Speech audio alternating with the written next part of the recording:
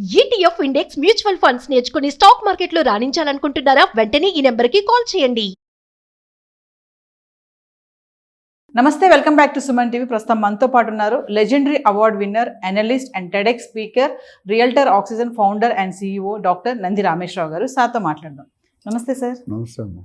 Sir, Trump యొక్క decisions కానీ మరి ఇవన్నీ చూసుకుంటే ప్రజెంట్ సిచ్యువేషన్లో ఇప్పటికీ కూడా మన ఇండియన్స్కి అమెరికా వెళ్ళడం అనేది ఒక కలగానే మిగిలిపోతుంది అంటారా? సాధ్యమేనా అసలు వెళ్ళడం? చదువుకోవడానికే కానీ, ఉద్యోగాలు చేయడానికే కానీ, మరి అక్కడ సెటిల్ అవ్వడానికే కానీ, ఇవన్నీ చూసుకుంటే ఒక్కసారి ఓవరాల్గా మీ అనాలిసిస్లో ఏం చెప్తారు సార్? ప్రజెంట్ ఇప్పటికీ కూడా సాధ్యమేనా మన వాళ్ళకి అంటే? Everything is possible, every problem has a solution. కాకపోతే కొద్దిగా ఫైన్ ట్యూన్ చేసుకోవాలి, మాడిఫై చేసుకోవాలి. వాళ్ళకి ఏం కావాలి, మన దగ్గర ఏముంది. ఇక్కడ మిస్ అనేది there is a slip between the cup and the lip. అంటే వాళ్ళకి కావాల్సింది మనకున్న గ్యాప్ ఉంది. అర్హతలో, ఎలిజిబిలిటీ క్రైటీరియాలో, క్వాలిఫికేషన్లో, మ్యానిపులేషన్స్, స్కిల్ సెట్ అంటాం, అవి లేవు. అందుకని వాళ్ళు కొద్దిగా ఇబ్బంది పడుతున్నారు. ఒక సెటిల్ అవ్వాలంటే డెఫినెట్గా 100% పాసిబుల్. ఎందుకు? మనం ప్రాపర్గా చదువుకోవాలి, ప్రాపర్గా స్కిల్స్ అక్వైర్ చేయాలి, ఎక్స్ట్రా స్కిల్స్. ఇప్పుడు కంప్యూటర్లో ఇవాళ అనేది రేపు అనేది ఉండదు, రేపు ఇంకోటి వస్తుంది. ఇవాళ రేపు every day it's changing, day by day improve అవుతూనే ఉంది. ఇప్పుడు రోబో ఇవన్నీ చాలా ఉన్నాయి కదా, సైబర్ సెక్యూరిటీ, డేటా సైన్స్ ఇవన్నీ. ఇక్కడ ఏమవుతుందంటే, ఎందుకు ఒకప్పుడు అమెరికా అంటే అమెరికా అల్లుడు అనగానే చాలా మోజు ఉండేది. ఇండియా అమెరికా సంబంధం అంటే వాడు ఎంత కట్టినట్టే. నాకు తెలిసి మేము చదువుకున్నప్పుడు ఎంబీబీఎస్కి 3 కోట్లు ఇచ్చారంట అప్పుడు, 30 years బ్యాక్. ఇప్పుడు ఎంత ఉంటుంది మనకు తెలియదు. సో అది ఒక బ్రాండ్ అయిపోయింది. అంటే అమెరికా మీన్స్ మళ్ళీ మిగతా ఏ కంట్రీలకు రాలేదంట. మిగతా ఆస్ట్రేలియా, సింగపూర్, మళ్ళీ ఇవి కూడా ఫారెన్ కంట్రీస్. బట్ దాన్ని అంత అమెరికాకు ఉన్న క్రేజీ లేదు. బట్ ఇప్పుడున్న పరిస్థితుల్లో నా ప్రకారం మన కంట్రీ వదిలి వెళ్ళిపోవడం నా పర్సనల్ ఒపీనియన్. ఇక్కడ అన్ని ఫెసిలిటీస్ ఇక్కడ కూడా ఉన్నాయి. శాలరీ కొద్దిగా ఉంటే ఖర్చులు కూడా అక్కడ అంతే ఉంటాయి కదా. ఇప్పుడు మనకి రూపాయలు, వాళ్ళకి డాలర్స్. బట్ వాళ్ళు ఒక రెంట్ కావాలంటే నెలకి 2-3 లక్షలు ఖర్చు పెట్టాలి ఒక ఫ్లాట్ తీసుకుంటే ఇండియన్ కరెన్సీలో, అండ్ కొన్ని సో మెనీ డాలర్స్. సో అక్కడ కూడా ఇక్కడ నిద్రలేని రాత్రులు, స్లీప్లెస్ నైట్. అక్కడ ఏంటంటే డాలరు, టైం, అంతే, ఇంకేముంటుంది. మనుషులు కనిపించరు, బంధాలు ఉండవు. బట్ ఫ్యాషన్ ఉండడానికి వెళ్ళినప్పుడు కరెక్ట్ వేలు వెళ్ళాలి. అంటే ఏం ఎలిజిబుల్ ఉంది, ఏం క్వాలిఫికేషన్ కావాలి, ఎంఎస్ పాస్ అయ్యావా, ఐఎల్ టెస్ట్ పాస్ అయ్యావా, ఎంత స్కోర్ వచ్చింది, దాని తర్వాత ఎక్స్ట్రా స్కిల్స్ నువ్వు ఏం ఎక్వైర్ చేసావు. కంప్యూటర్స్ ఏంటంటే ఎక్స్ట్రా స్కిల్స్ లేకపోతే పైకి రాడు. ఎక్స్ట్రా స్కిల్ అంటే జావా, రకరకాలు ఉన్నాయి. అవన్నీ ఇప్పుడు Java main, Java core, Java advance అంతమంది నేర్చుకోవట్లేదు. ఫస్ట్ డబ్బులు లేవు జనాల దగ్గర. నేర్చుకోవాలంటే ఎక్స్ట్రా 30, 40, 50 వేలు నెలకు ఖర్చు పెట్టాలి మంచి ఇన్స్టిట్యూట్లో. ఇప్పుడు అమీర్పేటలో ఉన్నాయి. అమీర్పేట ఇన్స్టిట్యూట్ అంటే బిగ్గెస్ట్ హబ్ ఇన్ ఇండియా. అమీర్పేటలో ఉన్న మన మైత్రివనం ఉంది కదా, అది ఇండియాలోనే. ఒకప్పుడు కలెక్టర్ సైట్ ఎక్కడ ఉంది, ఇప్పుడు ఇండియాలో బిగ్గెస్ట్ హబ్ అంటే అమీర్పేట. ఇన్ని సిటీల్లో ఢిల్లీ, ముంబై రాదు. అలాగే 30% of billionaires in India are from Hyderabad. So Hyderabad is known for so many things. ఒకటి కాదు, 2 కాదు. సో ఈ స్టూడెంట్స్ ఎవరైతే వెళ్ళాలో పర్ఫెక్ట్గా చదువుకుంటే మంచి స్కిల్ వెళ్ళి త్రూ ప్రాపర్ ఛానల్, ప్రోటోకాల్ వెళ్తే వాళ్ళకి ఏం ఇబ్బంది లేదు, హ్యాపీగా ఉంటారు. మా ఫ్రెండ్స్ చాలామంది ఉన్నారు అమెరికాలో, మోర్ దెన్ 15-20 పీపుల్ ఉన్నారు. వాళ్ళు ఎప్పుడు 1990sలో వెళ్ళిపోయారు. ఇప్పటివరకు they got citizenship, green card 2 వచ్చాయి. ఈ లాస్ట్ 10 years 12 years నుండి ఇబ్బందులు ఉన్నాయి, స్టాక్ అయిపోయింది. సో ఎప్పుడు ఇంపార్టెంట్ అంటే వీళ్ళు మంచిగా చదువుకొని ఏం కావాలో తెలుసుకొని ఆ ఎగ్జామ్ రాసి ప్రాక్టీస్ చేసి స్కిల్స్ ఎక్వైర్ చేసి అప్లై చేస్తే I don't think any problem ఉంది. ప్రాబ్లం ఎవరికంటే అన్స్కిల్డ్ వాళ్ళకే.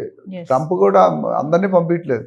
People who have entered America illegally and without skills, proper certificates. Manager certificate వేరు, రియల్ ఒరిజినల్ సర్టిఫికేట్స్ వేరు. సర్టిఫికేట్ ఏముంది, వచ్చి 10,000 ఇస్తే సర్టిఫికేట్ వస్తుంది, బట్ స్కిల్స్ రావు కదా. నేను ఇప్పుడు ఏం చేస్తున్నారు, టెస్టింగ్లో they are asking to write coding ఇస్తున్నారు. అక్కడ రాసిన దాని విధానం బట్టి ఎస్ఆనో అని పాస్ చేస్తారు. సో అది వెరీ ఇంపార్టెంట్. అంటే స్మార్ట్గా ఉంటేనే వెళ్ళాలి అక్కడికి. టాలెంట్ ఉండాలి, స్మార్ట్ ఉండాలి. మ్యానిపులేట్ చేశారు, సింపుల్ వర్డ్లో మ్యానిపులేట్ చేసి ఇల్లీగల్ వేలో వెళ్ళకూడదు. మామూలుగా వెళ్తే definitely their life is block buster. అంటే అక్కడికి వెళ్ళిపోదాం, అక్కడికి వెళ్ళి ఏదో ఒకటి చేసుకుని బ్రతికేద్దాం, అది కుదరదు. హ్యావ్ ఏ ప్రాపర్ స్ట్రాటజీ అండి. అమెరికాకి వెళ్ళాలంటే మీరు 5th class నుండి 6th class కోచింగ్ ఇస్తున్నారు. జిఆర్ఈ ఎగ్జామ్ కానీ, జీమాట్ కానీ, ఐఎల్ టెస్ట్ కానీ అంత ఈజీ టెస్ట్ కాదు. చదువుకున్నట్టుకు ఈజీయే. చదువులేని ఇప్పుడు ఎంబీఏ చేయాలంటే జీమాట్ చేయాలి, ఇంజనీరింగ్ కావాలంటే జిఆర్ఈ, ఎంఎస్ చేయాలంటే. సో దానికి ఒక స్టాండర్డ్ ఉంటుంది. దానికి ఇచ్చే 10th class 12th class standard ఇస్తారు. బట్ ఇప్పుడు ఎవరికి గుర్తుంటాయి? మనం సెకండ్ ఇయర్లో చదువుకుని థర్డ్ ఇయర్లో గుర్తుండదు మనకి. అందుకని టైట్ చేశాడు. మంచిగా ఉన్నాడు there is no problem. But చెడ్డగా ఉన్నాడు వెళ్ళకూడదు. మీకు బెటర్ బీ ఇన్ ఇండియా. అంటే సార్ ముందు ముందు మరి ఇంకా అమెరికా అనేది ఒక కలగానే మిగిలిపోతుంది. అంటే అబ్రాడ్ ఎడ్యుకేషన్ అనగానే అమెరికా గుర్తొస్తుంది ఫస్ట్. మేబీ చాలా ఉన్నాయి, ఆస్ట్రేలియా, కెనడా, జర్మనీ ఇవన్నీ ఉన్నాయి. అయినా సరే ముందుగా గుర్తొచ్చేది పిల్లలకే కానీ పెద్దవాళ్ళకే కానీ అమెరికా. అమెరికాలో లక్షల మంది భారతీయులు ఉన్నారండి. నేను లాస్ట్ టైం కూడా చెప్పాను, దాదాపు 55-56 లక్షల మంది ఉన్నారు. అందులో ఒక 10-20% వాట్ ఎవర్ % ఇల్లీగల్ ఎంట్రీస్ ఉన్నాయి. వీళ్ళు అమెరికా వెళ్ళాలంటే తప్పులేదండి. కరెక్ట్గా నేను మళ్ళీ అదే చెప్తాను, మీరు go right way, right process. అక్కడ వెళ్ళి సెటిల్ అవుదాం, అక్కడ వెళ్ళి ఎత్తుకుందంటే యువర్ రాంగ్. ఎందుకంటే మీరు వెళ్ళే విధానం కన్సల్టెంట్ ద్వారా డబ్బులు ఇచ్చి మేనేజ్ చేసి వెళ్ళిపోతున్నారు. అది ఎంతకాలం అటు దిగిన తర్వాత మిమ్మల్ని ఎవరు రిసీవ్ కూడా చేసుకోరు. అప్పుడు ఏం చేస్తారు? సో కళయం పోదు, ఉంటుంది. ఉన్నవాడికి పర్ఫెక్ట్ ఉన్నవాడికి ఉంటుంది, ఇల్లీగల్గా వెళ్ళినవాడికి ఉంటుంది. అంటే అక్కడ చదువుకొని మనకు ఉద్యోగాలు రావంటారా అక్కడ చదువుకున్న వాళ్ళకి? ఈ పాయింట్ అమెరికాలో నాకు తెలిసి ఓవరాల్గా 3000 యూనివర్సిటీలు ఉన్నాయి. 3000 యూనివర్సిటీ 10% పర్ఫెక్ట్ యూనివర్సిటీలు. అంటే అక్కడ జాబ్లు వచ్చే ఒక ప్రొఫెసర్లు, మన వాళ్ళు రీసెర్చ్ అసిస్టెంట్లు అట్లా వెళ్తారు, అడ్మినిస్ట్రేషన్ అసిస్టెంట్, ఫైనాన్స్ అసిస్టెంట్. ఆ 2700 అనేది మ్యానిపులేటెడ్ యూనివర్సిటీ. అంటే ఆ సీట్ దొరికేస్తుంది, డబ్బులు ఇస్తే సీట్ వస్తుంది. ఇప్పుడు ఐఐటీలో డబ్బులు పెడితే సీట్ వస్తుందా? లేదు. ఐఏఎస్లో డబ్బులు పెడితే సీట్ వస్తుందా? రాదు. జనరల్గా ఎక్స్ట్రీమ్ వెళ్తే వేరు. ఇక్కడ కూడా ఎవరికైతే ఈ 300 యూనివర్సిటీల్లో దొరుకుతుందో వాళ్ళ లైఫ్ బ్లాక్ బస్టర్ ఉంటుంది. ఎవరైతే చిన్న చిన్న యూనివర్సిటీ పేరుకుంటే యూనివర్సిటీ ఎవరికి తెలియదు కూడా, లోకల్లో కూడా తెలియదు. అలాంటప్పుడు ఏమవుతుంది? మనం వెళ్ళి ఇబ్బంది పడతాం. జాబ్స్ రావు. జాబ్స్ అంటే ఎక్కడ దూరంగా ట్రావెల్ చేయాలి. ట్రావెల్ చేసినట్టు తెలిసిపోతుంది నువ్వు ఎక్కడికి వెళ్తా, రోజు అక్కడికి. యూనివర్సిటీ దాటకూడదు. డ్యూటీలు అనేది క్యాంపస్లో చేసుకోవాలి. ఇంకా చూసుకుంటే సార్ మన ఇండియన్ ఫ్యామిలీస్ కూడా చాలా మంది స్థిరపడిపోయిన వాళ్ళు ఉన్నారు. మరి అలాంటి వాళ్ళకే కానీ ఇప్పుడు ట్రంప్ తెచ్చే నిర్ణయాలు కానీ, నావిగేషన్ కానీ, ఇల్లీగల్ ఇమిగ్రేషన్స్ కానీ ఇవన్నీ కూడా ఎఫెక్ట్ చూపిస్తాయంటారా ముందు ముందు? అదేనండి, రూల్స్ ఫాలో అయినట్టుగా ఏం ప్రాబ్లం లేదు. రూల్స్ ఫాలో కానట్టు డెఫినెట్లీ 120% ఇంపాక్ట్ ఉంటుంది. So you have to follow the right పద్ధతి. కంట్రీ పేరు కూడా మీరు చేసే మంచి పనికి మంచి పేరు వస్తుంది, చెడ్డ పనికి చెడ్డ పేరు వస్తుంది. అంటే వచ్చామా, చదువుకున్నామా, వెళ్ళిపోయామా అలా మీరు గోల్తో వెళ్ళాలి. పిల్లలు ఎవరైనా వెళ్ళాలనుకుంటే they should have a concrete plan. Concrete అంటే సిమెంట్ అంత గట్టిగా ఉండాలి. ఇవాళ ఒకటి రేపు ఒకటి ఎల్లుండి అంటే వర్కౌట్ కాదు. అందుకనే ఇప్పుడు ఐఐటి కోసం కానీ ఎంఎస్ కానీ 6th 7th క్లాస్ ఓరియంటేషన్ మొదలుపెట్టారు. ఇప్పుడు కొన్ని కాలేజ్ స్కూల్లో కూడా కంప్యూటర్స్ కంపల్సరీ చేస్తున్నారు, మిగతా సబ్జెక్టులు తీసి. స్పోర్ట్స్ కానీ హెల్త్ వైజ్ కానీ కొన్ని టాపిక్స్ మాకు ఉన్నప్పుడు లేవు. మేము చదువుకుంటే అన్నీ లేవు. కంప్యూటర్ అంటే ఎవరికి తెలియని కూడా తెలియదు. మేము కంప్యూటర్స్ చదువుకున్నప్పుడు పాస్కల్, ఫోర్ట్రాన్, బేసిక్ అని ఉండేవి. అవి పేర్లు కూడా ఎవరు తెలియదు. మేము చదివినప్పుడు బయటకు వచ్చినా అవి వాల్యూ పోయింది, మారిపోయాయి. ఇప్పుడు అలా లేదు. ఎవ్రీడే ఇంప్రూవ్ అవుతుంది. ఏ వచ్చాక ఇంకా స్కిల్డ్ మ్యాన్ పవర్ అనేది ఏఐని మేనేజ్ చేయగలరు. Artificial intelligence it's not that easy.